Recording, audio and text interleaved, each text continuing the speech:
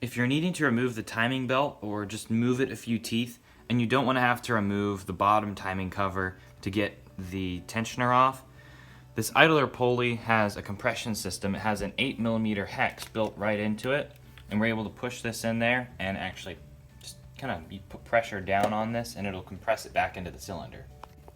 Here's a close-up of where that 8mm hex fits right into it. As I slowly push down on this, and I'm going to push slow, as I start to push down, I'm going to push down slow, expect it to kind of fall down into its place slowly. It's not going to be fast. You're compressing that hydraulic fluid, and I'll have a pin down here ready to lock it in place. You can have a pin right through that hole, which is what holds it in place, and once you compress it enough, you can push that in, and that'll hold the tensioner right back in place. Now we've got some slack in that belt.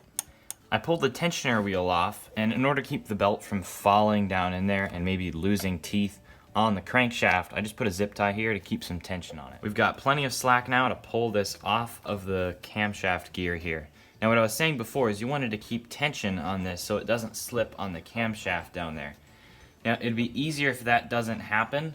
It's not a big deal if it does though, because we're going to be putting this back at top dead center and lining up these timing marks. So if anything slips, it's really not a big deal. It's just easier if it doesn't because we don't have access to the gear down there. In order to spin this camshaft gear, you aren't able to use this center bolt. You're just going to strip out the bolt, or you're going to just stretch the whole thing out and it'll break.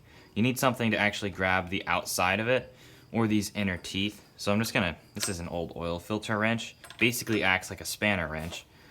And you can just lightly push on this. A pair of chain vice grips like these works really well for spinning that gear and lining up those timing marks.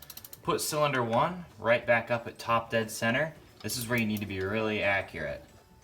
What you're watching for is the piston to come up, crest a hill, and back down. And you want to be right at the top of that crest of the hill. So it'll move up, slow down, stop, and then go down, and right at the top is where we want it. It came up and then just started to go down. So where I have placed this is it comes up, stops moving, and then right in that area where it stops moving is where you want it. Then as soon as you start moving again, it's going to go down, so it's right in between there. I also have the timing marks on the camshaft lined up, so let's go ahead and put the belt back on. Reinstall the idler pulley. With the tensioner still with the pin in it where it's not putting tension on the belt, spin this around a few times and we're going to double check that top dead center is lining up with these marks. And that's a pretty easy way to just be able to move the timing belt if you need to move it a few teeth or just one tooth to realign the timing, and it really probably only took a few hours and you don't have to disassemble very much.